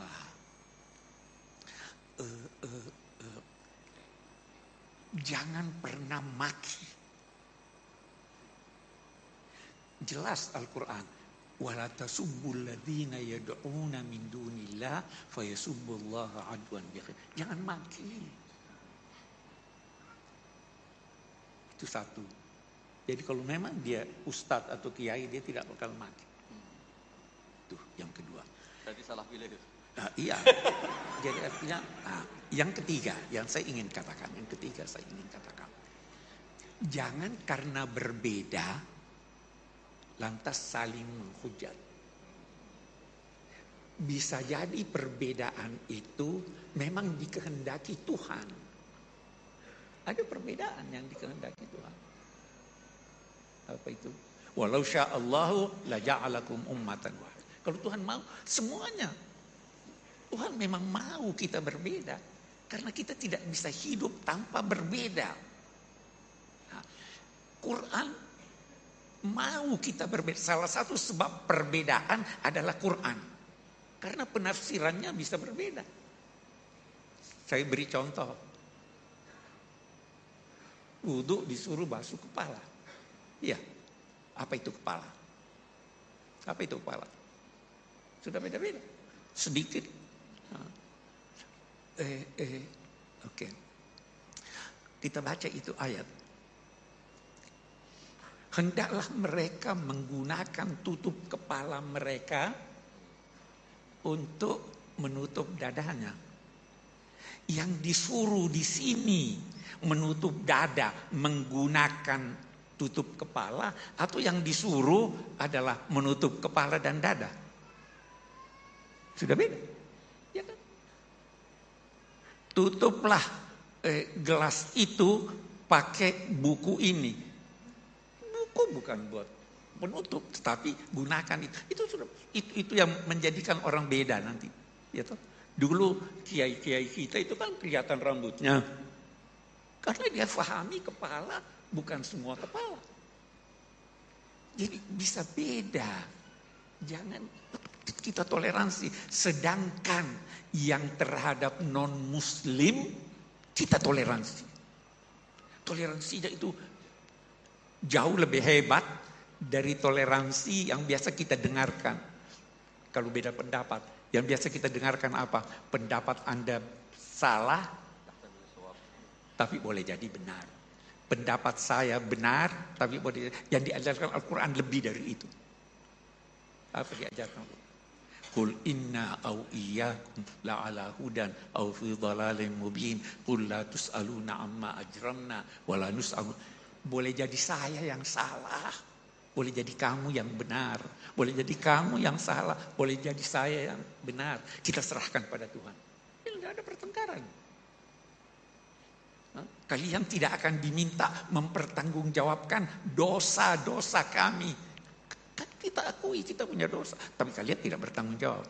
Kami pun tidak diminta mempertanggungjawabkan apa yang kamu lakukan. Kita tidak tuduh dia dosa. Itu akhlak. Itu yang hilang dari kita.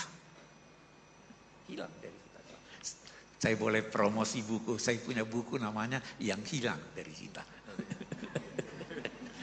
Ya itu kan. Terima kasih Gus Bahak dan Bro Kures. Kita buka satu sesi lagi untuk 2 pertanyaan. Yang biru ya, 1. Terus kemudian yang perempuan, yang jauh ya, ntar. Ya. Oke, yang pakai jilbab biru muda ya. Oke. Baik, silakan yang pakai batik biru 2 saja ya. Silakan singkat, padat, nama dan asal ya. Cek. Bismillahirrahmanirrahim. Assalamualaikum warahmatullahi wabarakatuh. Waalaikumsalam warahmatullahi wabarakatuh. Perkenalkan, nama saya Faisal Hanif dari Arsitektur 2023. Hanif ya. Nah, saya dari santri Pusat Studi Quran, Tafsir Quran dan Hadis juga. Yang itu kan Ustadz Fajar. Nah, saya ada pertanyaan yang ini mungkin cukup keresahan saya sebagai mahasiswa UI yang juga memiliki keresahan tentang tantangan zaman yang ada di kampus UI yang saya lihat problemnya. Nah, Muslim ritual itu, tetapi cara putus-putus ya. Ada mikrofon lain nggak ya? Cek.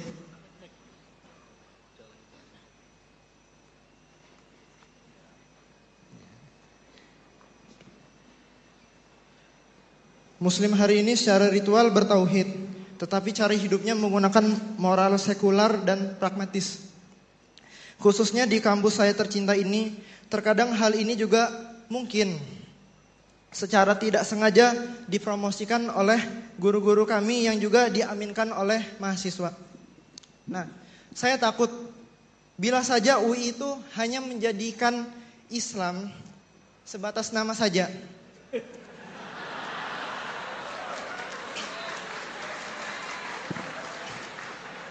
Yang padahal UII memiliki dasar catur dharma untuk menegakkan dakwah Islamiyah.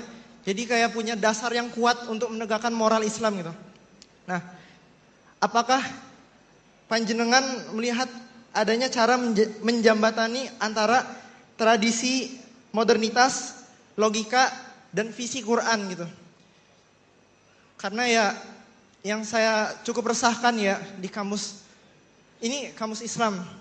tapi cukup banyak tantangan moral yang ini tuh bukan Islam gitu. Jadi begitu. Terima kasih. Rektor ya, jauh rektor. Baik, terima kasih Mas Hanif. Ya, satu lagi ya Gus Bah ya, sama Prof. Kures. Ya, sana. Bismillahirrahmanirrahim. Assalamualaikum warahmatullahi wabarakatuh. Waalaikumsalam warahmatullahi wabarakatuh.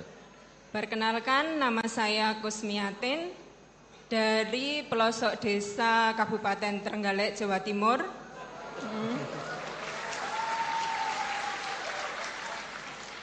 Alhamdulillah pada hari ini saya mendapat kesempatan untuk bisa bertemu dengan Gus Bahak dan Prof. Quraish Shihab. Lantaran anak saya dua-duanya kuliah di sini dan bekerja di sini. Untuk pertanyaan sebelumnya dari para akademisi, pertanyaan ini dari ibu rumah tangga yang tidak punya pendidikan tinggi, tapi berharap anak-anaknya punya pendidikan tinggi dan memiliki pemahaman agama yang baik. Saya ceritakan latar belakangnya dulu. Anak saya pertama sudah lulus S2, selesai 30 juz, dengan mudah dididik. Kemudian anak yang kedua laki-laki, justru di saat saya sudah mulai memiliki pemahaman bagaimana mendidik anak dengan baik, tapi justru setelah kuliah dia tidak mau menghafal Al-Quran, dan itu membuat saya selalu bersedih. Memiliki pemikiran yang kurang baik terhadap anak. Dan mungkin ini juga dirasakan oleh banyak ibu-ibu ketika mendidik anak-anak tidak sesuai harapan. Jadi saya itu tidak memiliki pemikiran negatif terhadap anak-anak saya. Saya ingin memiliki pemikiran yang selalu positif, yang akan nantinya membuat anak-anak saya itu tetap baik. Jadi saya mohon saran, petunjuk, petuah dari Gus Bahak ataupun Prof. Quraish Shihab, bagaimana menyikapi kondisi yang memiliki anak-anak seperti itu, yang memiliki perbedaan yang sangat jauh, mendidik anak perempuan yang penurut dan memiliki prinsip, kemudian memiliki anak laki-laki yang mungkin memang berbeda secara psikologisnya anak laki-laki dan perempuan itu. Dan menyentel tadi beasiswa, siapa tahu nanti anak saya yang S2 dapat beasiswa S3 juga di sini. Demikian, dan untuk akhir kata saya juga mohon doanya semoga anak-anak saya khususnya dan anak-anak dari ibu-ibu yang di sini atau bapak-bapak di sini nantinya bisa memiliki putra dan putri yang soleh dan solihah. Amin. Terima kasih. Wassalamualaikum warahmatullahi wabarakatuh. Waalaikumsalam warahmatullahi wabarakatuh. Terima kasih Ibu. Ada dua penanya, Prof. Quraish dan Gus Bahak. Yang satu mewakili anak laki-laki, nah, yang kedua mewakili ibu. Dan temanya tadi serupa, kira-kira gitu. Yang pertama tadi refleksi atas keadaan yang terjadi di kampus kami, ya. Ini viral loh. Kemudian yang kedua, ini bagaimana menyikapi dalam mendidik anak kok beda-beda gitu Bu ya. Ya. Kan yang perempuan tadi cenderung nurut, yang laki-laki tadi masalahnya itu tidak lagi mau menghafal Al-Qur'an, kelihatannya gitu yang disampaikan oleh Ibu. Ya, monggo Gus Bahak dan Pak Quraish. Tadi yang dari UII tadi, yang ngeluhkan perilaku anak-anak UI, tapi nggak rektornya tuh yang dimaksud. Saya pikir semua yang bertanggung jawab pasti resah kayak Anda. Jadi Anda ini orang baik karena resah. Jadi ada cerita, ini faktual tapi. ideal itu memang nggak pernah ada. Dulu di era Nabi tanpa mengurangi hormat tuh ada sahabat itu unik. Dia sangat mencintai Nabi tapi nggak bisa meninggalkan hobinya mabuk. Nggak, jangan ditiru mabuknya, ditiru fakta itu. Tapi dia kalau disuruh mabuk di tempat-tempat kayak gitu nggak mau, dia inginnya deket-deket. Sampai ada orang yang terus bilang, wah dasar kamu khimar. Nggak neruskan monyet loh ya, ini cerita asli. Ini cerita. Dasar kamu khimar. Pak Quraisy pasti tahu hadis itu terkenal sekali, ada di Bukhari. Wa kana yulaqabu khimaran. Loh ini sudah iya. Saya nggak butuh iyanya rektor karena iyanya karena nggak tahu bilang iya. Butuh iyanya ini. Jadi ini nambah pahalanya Pak Rektor, saya gojlok itu bukan ngurangi pahala saya, nambah pahalanya Pak Rektor. Dan pahala saya dikurangi masih cukup lah, masih banyak.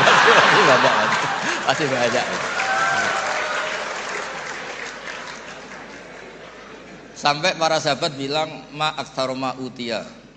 Maksudnya kamu sering dikasih sanksi, dikasih apa, masih tetap gitu. Sampai beberapa sahabat gak kuat terus melaknat dia. Terus Nabi ngendikan la tal'anuhu fa inni wallah la ara illa annahu ahabba wa rasulah. Ada yang riwayat illa annahu yuhibbu wa rasulah. Saya kecewa tapi jangan kamu laknati, saya masih melihat dia mencintai Allah dan Rasul. Terus di komentar Ihya, kitab Ihya bilang falam yukhrij Rasulullah bil maksiyah anil mahabbah, itu saya hafalkan betul hadis itu. Nabi tidak mengeluarkan dia dari status mahabbah, mencintai kebenaran meskipun dia masih salah. Jadi di antara kebaikan agama ini memang selalu berharap. Mungkin anak-anak kita sekarang nakal, nanti enggak. Ini sekaligus jawab ibu-ibu tadi. Kalau ada gugat anak-anak, terus mereka gugat, gimana kok saya ditakdir punya ibu ini, juga repot. Jadi repot juga kan. Jadi kadang-kadang orang itu senangani gugat anak. Kalau anak kita gugat orang lain punya ibu menteri, punya ibu dosen, saya kok punya ibu gini, ya repot juga kan. Jadi makanya dikurangi lah ngomplain-ngomplain anak. Kalau kita dikomplain balik juga repot. Jadi artinya ya hidup itu memang nggak pernah ideal, meskipun itu di zaman Nabi. Makanya kata ulama, yang ideal tuh nabinya. Kalau zaman mulai dulu ya sama, di Mekah dimusuhi kafir Mekah, di Madinah dimusuhi orang munafik. Ya tetap saja ada saja yang namanya problem. Karena dunia ini liyabluwakum ayyukum ahsanu amala. Saya sering cerita di mana-mana dan ini nyata. Ada kiai yang sangat khusyuknya itu nggak pernah mau punya penanya atau santri cantik. Kalau ada orang cantik nggak mau nerima, kalau orang jelek tuh mau dia. Tak tanya kenapa, wah, kalau saya cantik saya takut syahwat, takut birahi, kalau jelek merongos kan enggak. Terus saya bilang ini dasar kiai amatir kata saya. Kenapa kok amatir Gus? Kalau melihat perempuan cantik itu dosa karena birahi, menghina perempuan jelek itu ya dosa karena menghina. Sama-sama dosa. Ada juga kiai itu yang berteman terus sama orang kecil, takutnya kalau berteman orang kaya itu tamak. Ternyata apa? Gara-gara berteman orang kecil mainnya suruh saja. Nyuruh-nyuruh terus. Akhirnya dosa kamu istibat, menghambakan orang lain, memperbudak orang lain. Jadi sama sebenarnya problem semua. Makanya ini cerita Pak, ini mumpung ada Bu Ova Putri Pak Zeni. Saya itu kalau berteman, kalau nggak ditakdir Allah nggak mau. Karena kalau saya milih, oh gara-gara rektor UGM saya mau berteman, nanti kena hisab saya. Makanya ulama itu agak-agak angkuh, al ilmu yuk ta'ala. Jadi kalau Allah yang milih itu yang tanggung jawab Allah. Tapi kalau saya yang milih, saya tuh banyak punya teman jadi menteri. Padahal dulu kayak teman-teman Pak Fatul Wahid yang di Kudus yang jadi menteri. Tapi saya nggak pernah mau. Alasan saya tadi, kalau saya yang ikhtiar nanti tanggung jawabnya ke saya. Tapi kalau Allah yang menentukan, tanggung jawabnya di Allah Subhanahu wa Ta'ala. Makanya dalam ilmu tasawuf ada kata-kata kun muradan wala takun muridan. Karena sekali kita yang berikhtiar, kita yang disuruh tanggung jawab. Ya jadi untuk ngelola anak, ngelola istri atau ngelola suami sama itu tetap inna min azwajikum wa auladikum aduwwal lakum. Ada sisi mungkin kita nganggap anak, suami atau istri itu problem, tapi kata Allah wa in ta'fu wa tasfahu. Kalau kamu anggap legowo dengan fakta-fakta yang kita, karena kalau kita tidak legowo itu zaman Nabi itu ya ada sahabat yang enggak tadi sampai wa kana yulaqabu khimaran itu redaksinya sampai gitu. Dulu sahabat antara Ali dan Muawiyah atau Sayyidina Ali dan Sayyidina Muawiyah itu ya perang konflik. Sayyidah Aisyah dengan Sayyidina Ali ya sering salah paham. Jadi Hidup itu nggak pernah ideal. Yang ideal nanti setelah di surga. Ya sudah, mau apa coba. Saya cerita yang lucu tapi ini nyata. Nabi itu kalau ada halah, ada itu nangis, ingat Khadijah. Padahal ini hanya teman atau saudara ini. Aisyah cemburu. Ya Rasulullah, kenapa engkau ingat orang yang sudah tua padahal sudah diganti yang lebih muda? Khadijah disebut ajus, tua sekali. Gantian Sayyidah Fatimah tersinggung, ibunya disebut ajus, tua sekali. Dan selalu Aisyah itu bangga karena istri cantik muda. Terus kata Nabi, kamu ingin supaya Aisyah tidak jumawa sama ibu kamu Khadijah? Ingin ya Rasul. Itu Aisyah dibilangin, secantik-cantik kamu itu dapat duda. Setua-tua ibu saya dapat berjaga. Jadi kadang Nabi itu ya asik saja, Kak. Ya gak serius-serius banget. Semenjak itu Sayyidah Fatimah Aisyah terus gak pati jumawa banget itu. Karena ternyata iya saya dapat duda. Khadijah janda dapat berjaga gitu. Jadi khazanah Quran, khazanah hadis itu cukup lah untuk. Jadi tadi yang saya katakan wakana yulaqabu sumaran itu ada di Sahih Bukhari. Pak Kures pasti tahu betul. Sekarang tahu Pak Rektor karena sudah dikasih tahu. Itu ada di hadis Bukhari, nanti dicari. Silakan Pak. Apa lagi sudah dijawab terkait dilema mendidik anak. Oke. Baik. Ada ucapan Sayyidina Ali yang saya kira kita perlu perhatikan semuanya. Beliau berkata, "Allimu auladakum fa innahum khuliqu fi zamanin ghaira zamani." Didiklah anak-anakmu dengan kesadaran bahwa mereka itu lahir, tumbuh, berkembang pada zaman yang berbeda dengan zaman. Jadi jangan mau menjadikan anak itu seperti Anda. Kasih dia pertama ini, kasih dia kebebasan untuk memilih apa yang disenanginya selama itu tidak melanggar agama. Anak saya tidak ada jadi kiai, tidak ada belajar agama, tidak ada. Saya tanya, ini mau hukum silahkan, mau psikologi silahkan, mau komputer silahkan. Karena semua ilmu itu baik. Yang menentukan anak itu apa keinginannya, apa bakatnya. Kita tinggal mengarahkan. Yang kedua, Bu, jangan bedakan antara anak lelaki dan anak perempuan. Perempuan itu tugasnya di dapur, anak boleh pergi. Kamu tidak boleh keluar, kamu perempuan. Laki-laki silakan. Jangan, tolong ukurnya itu agama.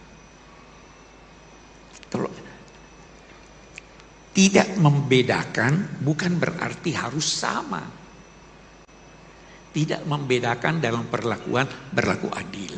Tidak membedakan dalam perlakuan memberi biaya yang dia butuhkan, yang wajar untuk dia. Anak laki saya tidak belikan emas dan perak. Tapi anak perempuan, karena itu adalah kebutuhannya. Jadi jangan berkata bahwa oh ya kamu sudah saya beri dulu ini sekian, anak laki minta itu tidak. Yang ketiga, yang terpenting, bersahabatlah dengan anak. Jadi kalau mau anak taat, bersahabat. Karena kalau tidak bersahabat, dia punya problem, dia ceritakan pada temannya yang tidak mengerti. Tapi kalau bersahabat dengan dia, dia akan menyampaikan saya begini, bisa dibimbing oleh orang tuanya. Karena itu sering-seringlah diskusi, bercanda, apa segala. Pokoknya jadi sahabat supaya dia mau. Saya kira itu yang saya usahakan untuk terapkan dalam keluarga. Mudah-mudahan. Dan satu hal, selama masih ada, ini boleh jadi kita beda. Saya belajar di Al-Azhar. Ada yang berkata begini, Pak Kures itu istrinya pakai jilbab, ya kan? Anaknya yang paling tua pakai jilbab. Ini pakai jilbab. Najwa kok enggak pakai jilbab? Ada anak saya belajar di Amerika, dokter spesialis. Waktu dia di Amerika, jangan pakai. Kenapa? Dilecehkan kamu. Ya kan? Ada enggak pendapat? Ada jawabannya. Saya Najwa, Abi, saya harus pakai jilbab. Terserah kamu. Ada pendapat begini, ada pendapat begini, ada pendapat begini. Saya tidak mau paksa, karena beragama itu jangan dipaksa. Harus kesadaran. Ya kan? Bersahabat. Terus itu yang dia jawab. Tuhan tidak bertanya 5 tambah 5 berapa. Karena jawabannya cuma 1. Tuhan bagaikan bertanya 10 berapa tambah berapa. Kita bisa beda-beda.